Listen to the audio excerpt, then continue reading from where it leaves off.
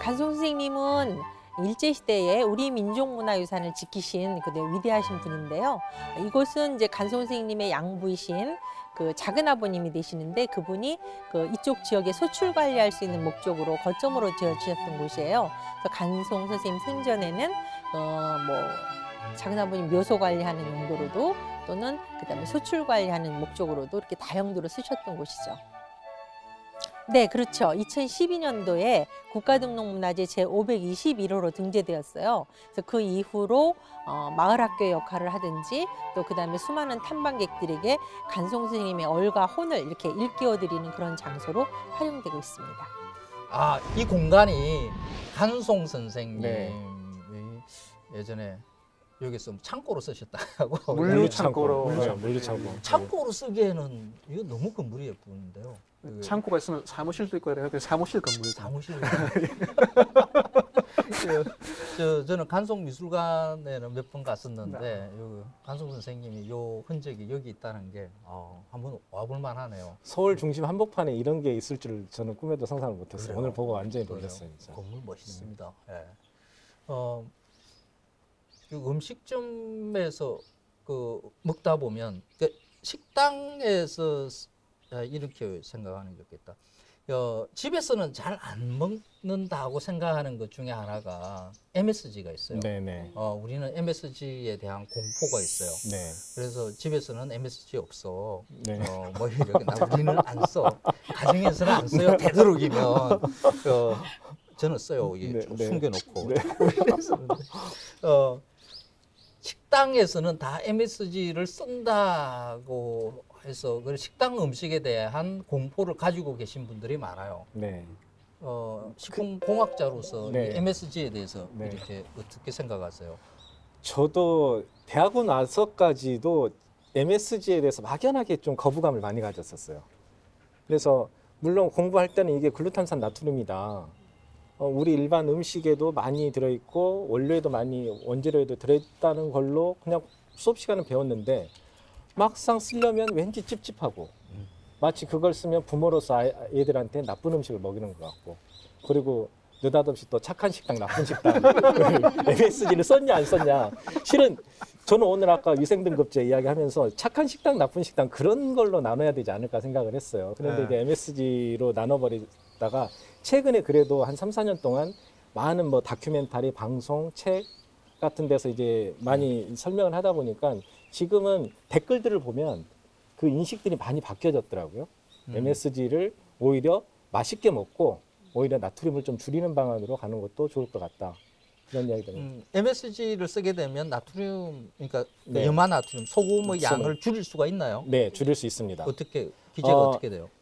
MSG는 단맛, 쓴맛, 신맛 그 기본적인 맛을 나타내는 게 아니라 그런 맛을 돋아주는, 돋아주는. 그렇죠. 네, 그렇죠. 그래서 예를 들어서 뭐 30%, 40%를 소금을 썼다. 근데 MSG를 쓰게 되면 그 소금량의 3, 40%를 줄일 수가 있어요. 그 짠맛이라든가 신맛을 더 북돋아주니까. 북돋아준다. 네, 단맛도 마찬가지. 그러니까 그 MSG의 맛을 네. 그 상품으로 팔리는 것을 보면 네. 감칠맛 뭐 이렇게 써 있어요. 네, 네. 이게 이름이 잘못 붙어 있다고 저는 생각을 해요. 그 실제로 이렇게 찍어 먹어보면 감칠맛 안 나거든요. 네, 그건 안 나죠.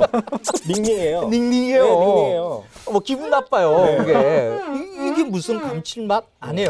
그래서 그 짜고 달고 맵고 시고 하는 여러 가지의 음식맛, 한국 음식은 특히 그렇거든요. 이렇게 양념들이 골고루 막 뒤섞여 있는 이런 형태의 그 양념법을 많이 쓰죠. 이런 것을 균형을 잘 맞춰주는 이런 역할을 하더라고요. 그래서 조금 넣는 거는 저는 괜찮다라고 봐요. 오히려 뭐 소금 양을 줄이게 해준다 하는 그런 연구들도 있으니까 저도 긍정은 해요. 그런데 거기에 대해서 막연하게 공포감 가지고 있는 분들이 워낙 많아서 식약처에서는 그냥 뭐 써도 된다는 거죠. 예, 뭐 소금보다 더 안전하다. 예, 소금만큼 안전. 소금만큼 안전하다. 아니요, 정확하게 계산을 하면 소금보다 40배 이상 안전합니다. 예. MSG가. 어떤 기준일까요? 소금의 사용량과 음. 실제 그 세포 독성을 일으키는 그 값을 양을 계산을 하면 같은 양으로 이렇게 먹었을 네, 때 네, MSG 네, 네. 소금 이렇게 네. 먹었을 때 독성이 비타민 C보다도 더 낮고요. MSG는 이미 우리 몸에서 많이 만들어져요. 예. 실제. 그리고 우리가 그 미온이라는 이야기를 해도 되나 모르겠는데 아무튼 MSG를 싫어하니까 그 기업에서 뭘 내놨냐면 천연조미료라고 해서 내놨죠. 말이 천연이지 그 안에는 똑같은 성분들이 들어있어요. 똑같은 역할들을 하고 단순히 가격을 더 몇 배 더 비싸게 파는 거죠. 그렇지. 네. 그러니까 그 글루탐산 나트륨이라는 게 글루탐산과 나트륨을 붙여놓은 거죠. 붙였죠. 네. 그런데 그게 물 속에 녹으면 둘 다 나트륨과 글루탐산으로 분리되는 거고, 네, 네. 그 둘은 글루탐산은 원래 또 자연에 존재하는 거고, 그렇죠. 나트륨도 원래 자연에 존재하는 거죠. 거고. 네. 근데 그걸 갖다 우리가 화학이라고, 네. 화학 조미료라고 이름을 붙여 놓으니까 네.